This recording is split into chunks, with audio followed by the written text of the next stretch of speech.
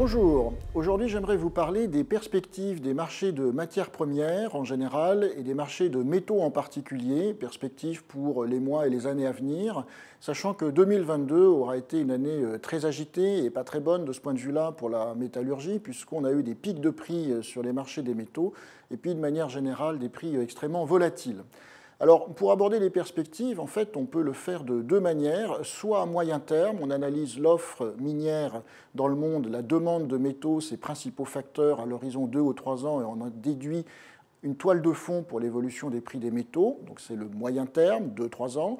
Soit on analyse à court terme les évolutions des mois à venir sur 2023, et c'est la deuxième façon d'aborder le sujet. Donc, première partie, moyen terme, deuxième temps, court terme.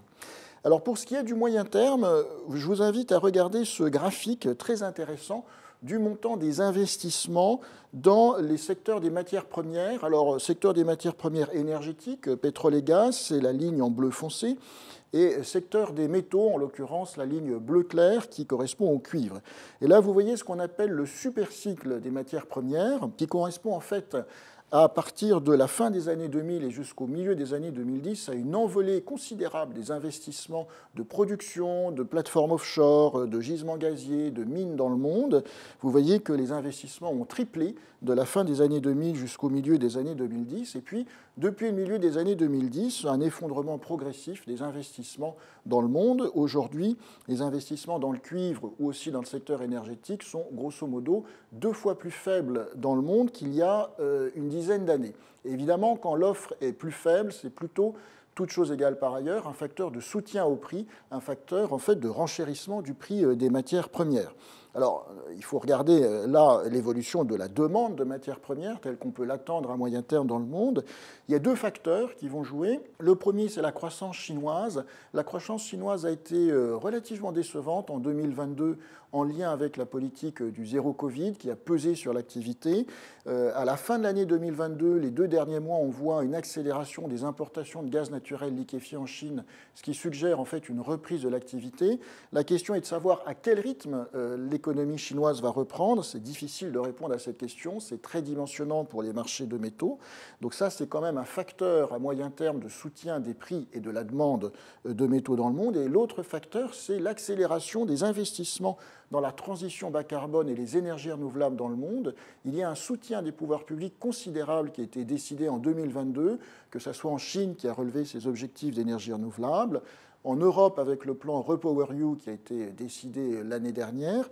Et puis, regardez ce graphique aussi aux États-Unis avec l'Inflation Reduction Act, donc la loi de réduction de l'inflation aux États-Unis. Elle n'a d'ailleurs strictement rien à voir avec une réduction de l'inflation. En réalité, c'est un soutien massif des pouvoirs publics américains de l'administration Biden au secteur énergétique et aux énergies renouvelables. Vous voyez sur ce graphique la dépense fiscale en milliards de dollars de l'État fédéral américain au bénéfice du secteur énergétique. Alors en bleu clair, c'était les dépenses fiscales des mesures décidées dans le passé et leur effet sur le futur, mais en bleu foncé, c'est le surcroît d'aide du pouvoir politique américain au secteur énergétique et aux énergies renouvelables.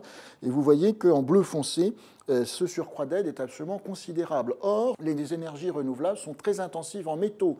Il faut du fer, il faut de l'acier, il faut de l'aluminium pour, par exemple, construire les supports de panneaux photovoltaïques. Il faut des terres rares, néodyme, praséodyme pour les aimants semi-permanents. Il faut du cuivre, évidemment, pour les câbles électriques.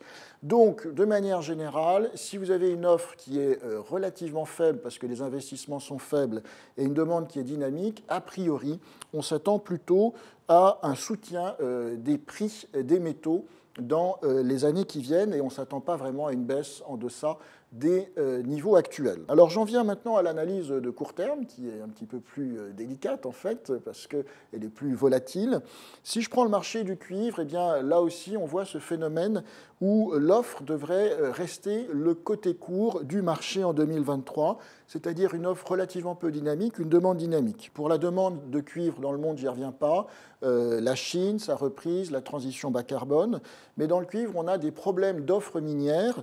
On n'a jamais eu aussi peu de décisions finales d'investissement, de mise en production de nouvelles mines dans le monde. Un peu plus de 250 000 tonnes ont été décidées ainsi en 2022 et ça c'est très faible, c'est à peine plus de 1% de la production mondiale. Et puis il faut se rappeler qu'entre le moment où on met en place un investissement dans une mine de cuivre et le moment où la première tonne de cuivre sort, il peut s'écouler facilement 8 à 10 ans. Donc vous voyez, il y a beaucoup d'inertie dans l'offre. L'offre de cuivre, c'est surtout l'Amérique latine dans le monde. Là-bas, on a des problèmes opérationnels, d'exploitation, de l'instabilité sociale, des populations autour des mines de cuivre qui peuvent se rassembler autour des mines, des baisses du contenu en minerai dans les roches extraites. Bref, l'offre de cuivre n'est pas très dynamique dans le monde, alors que la demande de cuivre devrait le rester. Tout cela laisse attendre en fait un prix du cuivre qui devrait rester au-dessus de ses niveaux actuels de 9 000 $ la tonne sur toute l'année 2023. Alors selon que la reprise chinoise sera plus ou moins forte, on pourrait atteindre 10 000, 11 000 $ la tonne. Difficile de dire, mais en tout cas, on ne s'attend pas à une grosse baisse du prix de cuivre au cours de cette année. Le marché du fer, alors le fer c'est évidemment l'acier, la sidérurgie.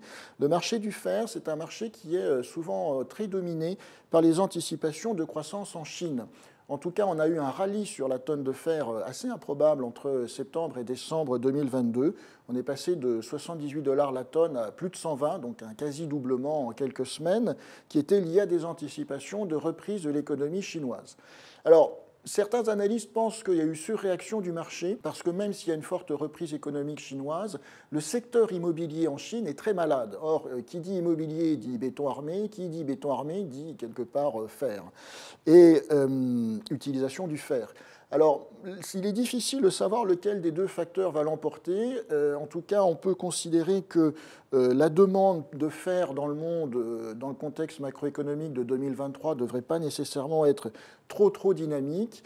Et on peut tabler peut-être sur une convergence du prix du fer à l'horizon de l'année aux alentours de 100 $ la tonne, encore une fois avec la prudence requise et en fonction du rythme de redémarrage économique de la Chine. Pour ce qui est du nickel, le nickel, c'est un métal qui est notamment utilisé dans la fabrication de l'acier pour améliorer ses propriétés physiques. Le marché du nickel est divisé en deux sous-marchés. Le nickel de classe 1, qui est assez pur, qui est utilisé pour les batteries et donc la transition bas carbone, qui bénéficie de toutes ces mesures de soutien des pouvoirs publics. Et puis le nickel de classe 2, qui est le nickel plus habituel, un petit peu moins pur, et qui est utilisé dans la sidérurgie pour le travail de l'acier. Alors, comme vous pouvez le deviner en fonction de ce que j'ai dit auparavant, le nickel de classe 1, la demande est dynamique, elle est liée à la transition bas carbone. Le nickel de classe 2, la demande est moins dynamique parce que, en fait, il y a un ralentissement mondial en cours en 2023 avec la reprise de l'inflation, le resserrement des politiques monétaires. Donc, au global, on peut s'attendre plutôt à un prix du nickel qui ne devrait pas beaucoup augmenté à partir de ces niveaux actuels et qui pourrait converger à 20 000 $ la tonne à l'horizon de l'année. Pour ce qui est de l'aluminium, c'est très difficile de faire des prévisions. Le prix de l'aluminium a été extrêmement volatile en 2022.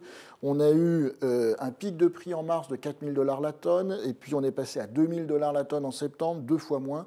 Le business model de l'aluminium, c'est essentiellement les prix de l'électricité et les prix du carbone, parce que pour fabriquer l'aluminium, on utilise énormément l'électricité. Nulle part dans le monde, le prix de l'électricité ne baisse beaucoup. Même chose pour le prix du carbone. On peut donc considérer qu'en moyenne, les coûts de production des alumineurs ne vont pas beaucoup baisser en 2023. C'est un facteur de soutien des prix. Et donc, en fonction de la vitesse de reprise économique de la Chine, on pourrait avoir un prix de l'aluminium qui, dans le meilleur des cas, se stabiliserait à ses niveaux actuels de 2 600 $ la tonne et pourrait augmenter à 3 000 $ la tonne dans un cas peu favorable. Alors en conclusion, après l'année 2022 où on a eu des pics de prix sur les prix des métaux et des prix extrêmement volatiles, en l'état actuel des informations disponibles, on n'a pas de raison vraiment de penser qu'en 2023, les prix des métaux baisseraient beaucoup. Ils auraient au moins tendance à se stabiliser à des niveaux relativement élevés, dans certains cas à se tasser, dans d'autres à augmenter, peut-être par exemple pour le cuivre. En tout cas, la variable clé sur ces marchés-là, ça va être le taux de croissance chinois. Il va falloir surveiller ça de très près. En fonction du rythme de reprise de l'activité en Chine, l'influence sur les prix des métaux risque d'être significative dans les mois qui viennent. Et puis la problématique de fond, c'est quand même l'absence d'investissement suffisant dans les mines de métaux dans le monde, qui devrait perdurer à l'horizon des 2-3 années à venir. 2023 verra un resserrement des taux d'intérêt des banques centrales partout dans le monde. Ça ne favorise pas un secteur très capitalistique qui investit à long terme et qui s'endette pour cela. Et ça, c'est évidemment un facteur vraiment sous-jacent assez important de soutien des cours des métaux. Alors, c'est une conclusion qui n'est peut-être pas complètement optimiste. Ça aurait pu être pire, mais un industriel averti en vaut deux.